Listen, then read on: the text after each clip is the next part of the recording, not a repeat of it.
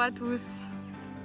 Alors pour cette seconde vidéo, je souhaite vous parler de niveau vibratoire, de comment augmenter son niveau vibratoire, autrement dit de comment travailler les différentes parties de nous pour se retrouver soi-même, pour apprendre à se connaître, pour être souverain de sa propre vie, pour être son propre chef d'orchestre. On me demande souvent comment augmenter son taux vibratoire. Alors pour ma part, j'aime pas tellement la notion de taux parce que ça fait référence à un pourcentage qui serait une valeur finie, alors que pour moi, le niveau vibratoire de chacune des dimensions des plans de conscience qui nous composent est infini et on peut toujours aller plus loin. Donc je préfère parler de niveau vibratoire que de taux vibratoire.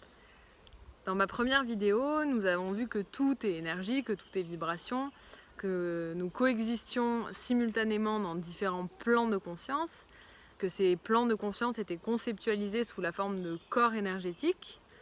Quand on parle de niveau vibratoire, on parle en fait de notre niveau vibratoire global qui correspond entre guillemets à la somme des niveaux vibratoires de ces différents plans de conscience qui nous constituent. Donc ces différents niveaux vibratoires sont parfaitement mesurables en unité bovie. Bon, peu importe pour les mesures, certes ils sont mesurables, mais surtout ils se ressentent ces niveaux vibratoires et je souhaite me concentrer sur le ressenti bien plus que sur les mesures. Aujourd'hui, je vais vous parler de ce qui permet d'élever, de développer chacune de ces parties de nous, chacun de ces plans de conscience ou corps énergétiques. Et j'insiste vraiment sur le fait que chacun d'entre eux est extrêmement important, qu'ils font chacun partie de notre globalité et qu'on ne peut pas en délaisser un, ça ne fonctionne pas. Il y a d'ailleurs une force centripète et une force centrifuge qui permet à chacun de ces corps, chacune de ces dimensions de communiquer entre eux, d'être parfaitement intriqués les uns dans les autres et de s'influencer. Donc si on laisse une partie de nous à l'écart, cela retentit sur toutes les autres parties de nous, y compris sur notre corps physique. Donc je vais vous expliquer tout ça. Je vais commencer par vous parler des corps de la personnalité. C'est par l'intermédiaire de ces corps qu'on va travailler notre ancrage, notre verticalité. Tout d'abord le corps physique, donc notre état de conscience le plus dense, notre véhicule dans cette vie, qui est extrêmement important, qui nous permet notre ancrage tellurique, notre ancrage à l'énergie de la Terre, à notre féminin sacré.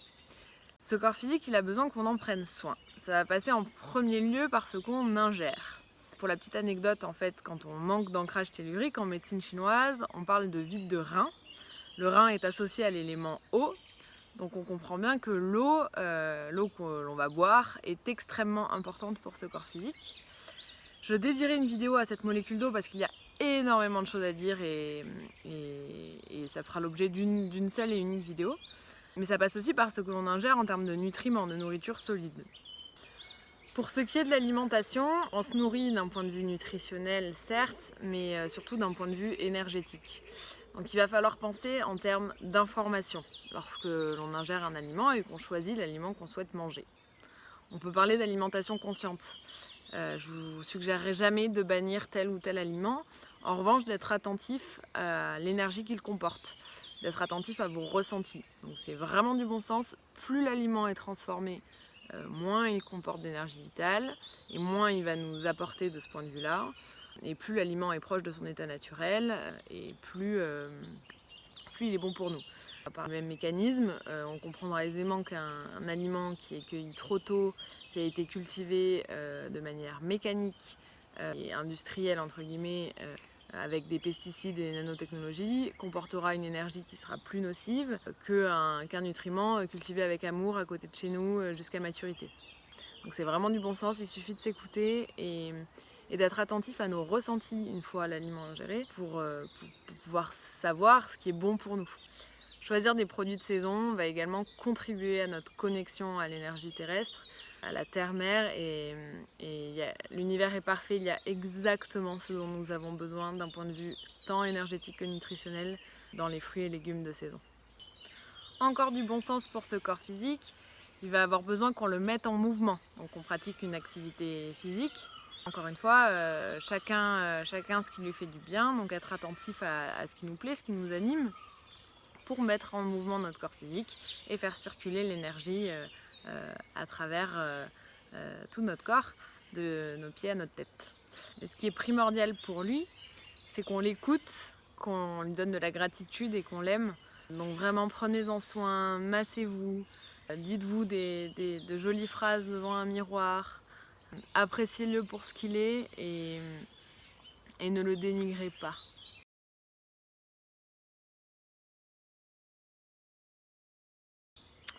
Le plan éthérique maintenant.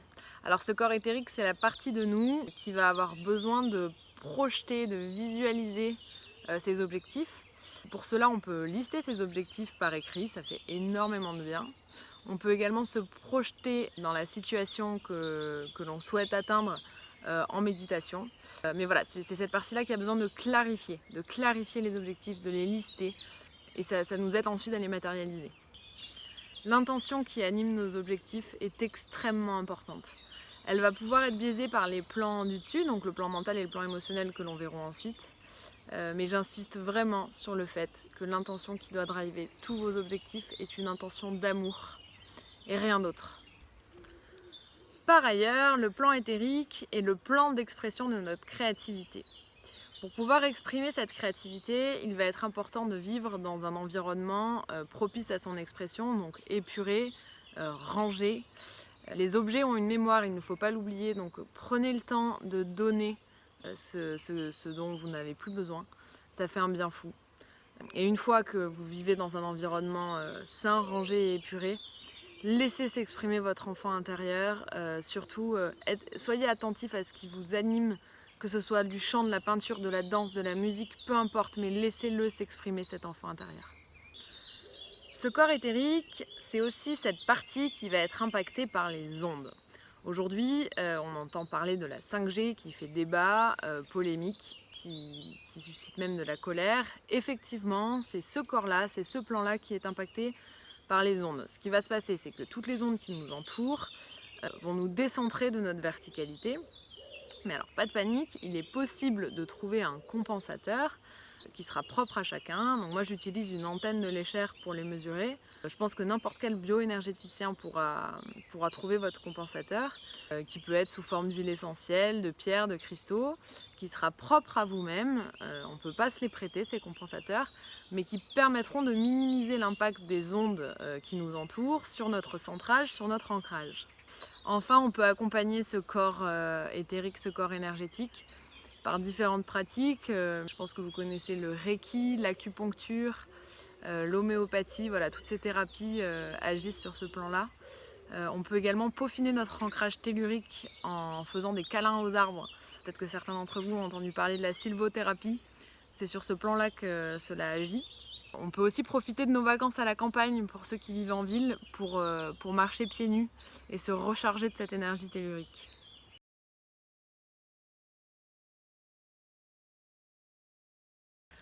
Notre plan astral maintenant, notre plan émotionnel. Alors ce plan astral, il va être à l'origine de la captation de l'énergie d'action qui va nous permettre de réaliser nos objectifs. Donc il faut imaginer une voiture sans moteur, si on a les objectifs sans énergie d'action, il ne se passe pas grand-chose. Alors comment capter cette énergie d'action ? Eh bien, par un travail émotionnel. Il va falloir arriver à être en paix avec son monde intérieur, avec ses émotions. On parle ici d'ancrage émotionnel. Une personne qui manque de cet ancrage émotionnel, dans le langage courant, on dit qu'elle est submergée par ses émotions. En fait, cela veut dire qu'elle s'identifie à ses émotions. Dans les sphères un petit peu spirituelles, enfin en tout cas qui ont conscience de l'être, on entend souvent que tout est illusion et que du coup on peut se détacher de tout et que c'est ok. Alors moi je suis d'avis que oui, tout est illusion, mais que cette illusion a sur nous des effets bien réels, que la vie nous amène des catalyseurs sous forme de personnes, de situations, qui engendrent chez nous des réactions bien réelles, qui se traduisent par des émotions. Et je vous invite à être extrêmement attentif à ces émotions qui sont de véritables cadeaux pour comprendre la racine de ce qui nous fait réagir. Il n'est pas ici question de vouloir supprimer nos émotions, loin de là. Notre espèce humaine est extraordinaire pour sa capacité à ressentir toutes ces émotions. Ce sont de véritables cadeaux, de véritables indicateurs, ces émotions, qui vont nous apprendre des éléments nécessaires à l'évolution de notre conscience. Donc là, l'idée, c'est de se détacher de l'émotion, de l'observer et de la voir comme un indicateur, pas comme qui nous sommes. Alors l'idée ici, c'est d'accueillir l'émotion et de trouver la racine de sa manifestation. Une fois la racine identifiée, on va parler de transmutation de l'émotion. Et alors pourquoi est-ce que c'est nécessaire de faire ce travail? Parce que l'univers, encore une fois, est parfait. Et si on ne trouve pas la racine de la manifestation de notre émotion, la vie va nous ramener systématiquement à des situations similaires qui vont nous faire ressentir la même chose. J'imagine que c'est déjà arrivé à chacun d'entre nous de se retrouver dans des situations répétitives. Par exemple, une personne à qui on ne demande jamais son avis et qui va être très en colère par rapport à cette situation, la vie va lui ramener systématiquement des personnes qui ne lui demanderont pas son avis et elle rejouera, même si les personnes seront différentes, elle rejouera systématiquement cette frustration, cette colère de ne pas être concertée, tant qu'elle n'aura pas transmuté son émotion. Alors concrètement, comment est-ce qu'on fait? Comment est-ce qu'on transmute ces émotions? Premièrement, il va falloir un petit peu changer d'état d'esprit et voir tous les événements difficiles de sa vie comme de magnifiques opportunités à grandir. Alors c'est pas du tout évident, je dis pas du tout que c'est facile, mais c'est nécessaire à l'élévation et l'évolution de notre plan astral. Je pense que certains ont déjà entendu parler de l'effet miroir. Alors en quoi est-ce que cela consiste? L'effet miroir, ça consiste à laisser les choses, laisser les autres, laisser les événements extérieurs être tels qu'ils sont et observer chez moi ce que cela va engendrer. Et comme l'extérieur, les événements, les autres, ne sont rien d'autre qu'une partie de moi-même, je vais pouvoir apprendre à me connaître à travers eux. Donc finalement, si une personne m'agace, ce n'est rien d'autre qu'une partie de moi-même qui m'agace. Et ensuite, une fois l'émotion identifiée, le mécanisme identifié par l'observation, alors soit on arrive à trouver la racine tout seul, soit ça peut être intéressant de faire appel à un thérapeute, un professionnel qui va vous aider à identifier la racine correspondant au mécanisme que vous aurez observé à travers cet effet miroir. Les méthodes thérapeutiques de libération de ces blocages émotionnels, d'identification de la racine des problèmes et de transmutation de ces émotions feront appel à des mécanismes de conscientisation ou non. Donc il y a différentes méthodes qui existent, je pense à l'hypnose, à l'EFT, mais il y en a plein. Donc surtout n'hésitez pas à faire appel à un professionnel. En faisant un travail sur ce plan émotionnel, sur ce plan astral, les intentions qui vont animer vos objectifs de vie seront bien plus simples, bien plus alignés, parce qu'ils ne seront plus drivés par la peur de ressentir quelque chose de désagréable.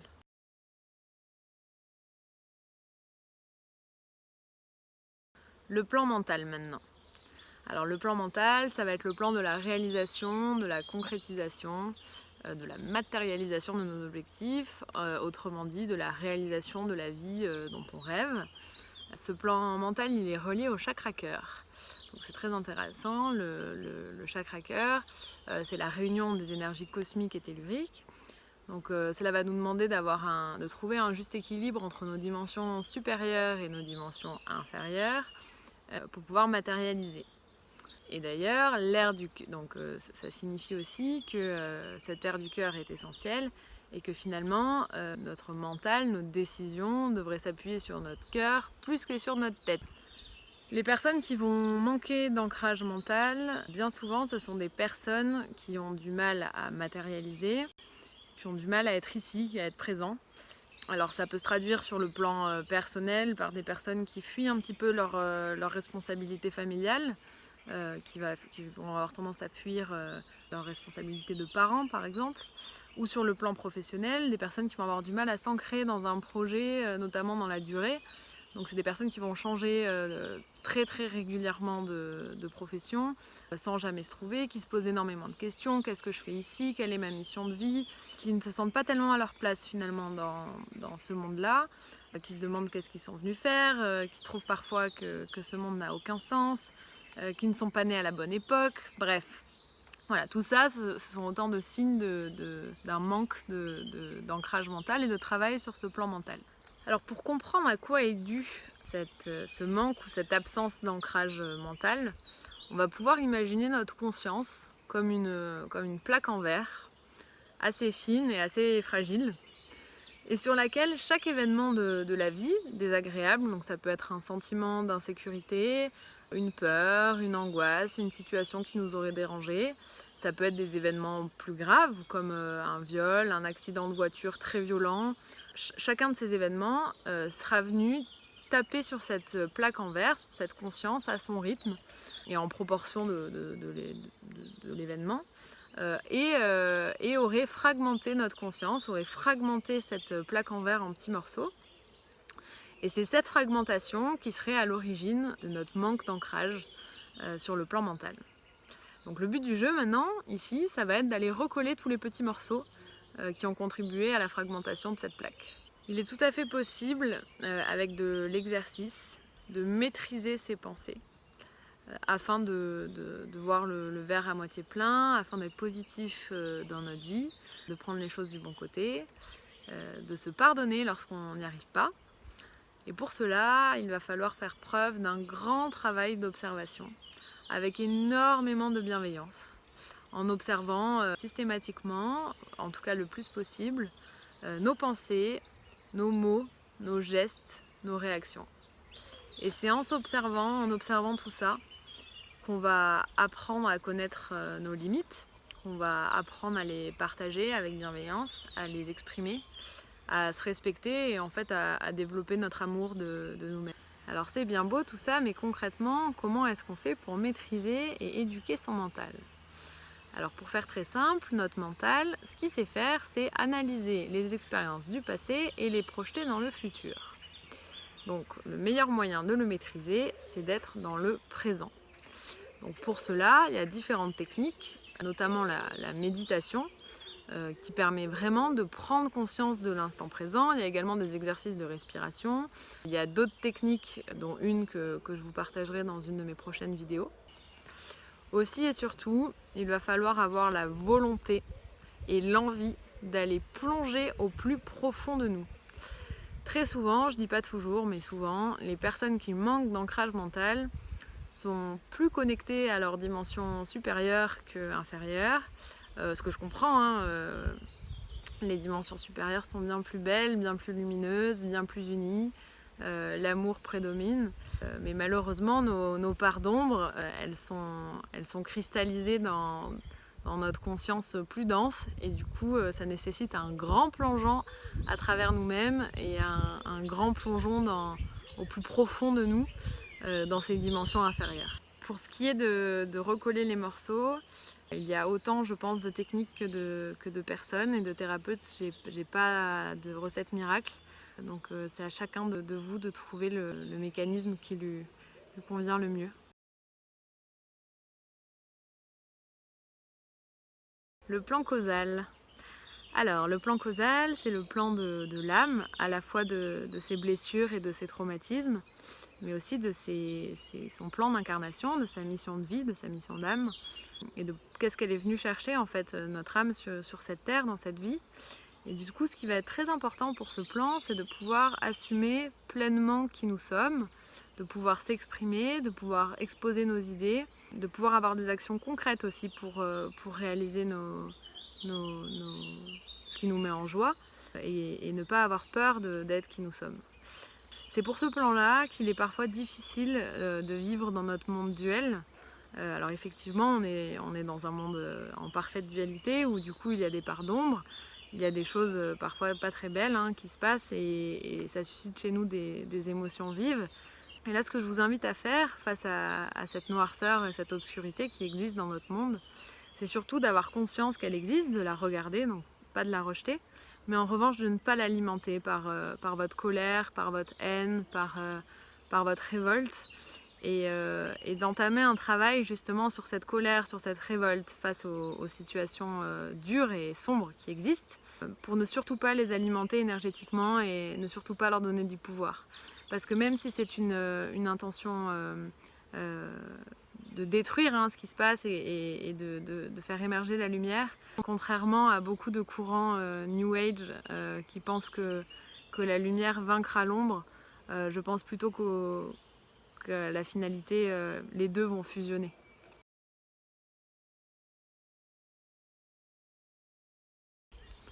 Notre plan bouddhique maintenant. Ce plan bouddhique, c'est la partie de nous qui a besoin d'être sur un chemin spirituel, qui a besoin d'être en quête de vérité, qui a besoin de comprendre le monde dans lequel nous vivons. Ce plan bouddhique est relié à la glande pinéale, à notre troisième œil. Et donc là, vraiment, je vous invite à prendre soin de cette glande pinéale, de prendre soin de ce troisième œil. C'est extrêmement important, c'est cette glande qui nous permet d'être magique en fait, entre autres, qui nous permet de développer nos capacités extrasensorielles, donc la clairvoyance, la clairaudience, le clair-ressenti, la clair-saveur. C'est vraiment une partie de nous qui est extraordinaire et vraiment je vous invite à en prendre soin. Alors comment? Il y a différentes choses. Je pense au sun gazing où il y a des protocoles très bien expliqués sur YouTube qui vous permettent de réactiver cette glande et vous verrez des effets assez rapidement. Il y a d'autres protocoles avec des codes d'activation. Vous pouvez également faire appel à des professionnels qui travaillent sur cette glande. Et enfin, un petit conseil, essayez de limiter au maximum le fluor qui calcifie cette glande et qui du coup nous coupe une partie de notre magie.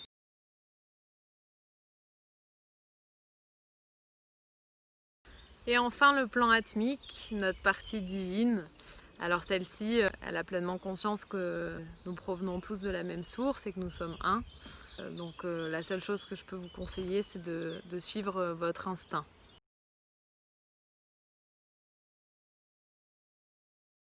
Lors de ma prochaine vidéo, je tenterai de vous expliquer pourquoi est-ce que nous sommes dans une période particulière et pourquoi il est plus que jamais nécessaire de travailler notre multidimensionnalité, de s'élever, de grandir pour un monde meilleur.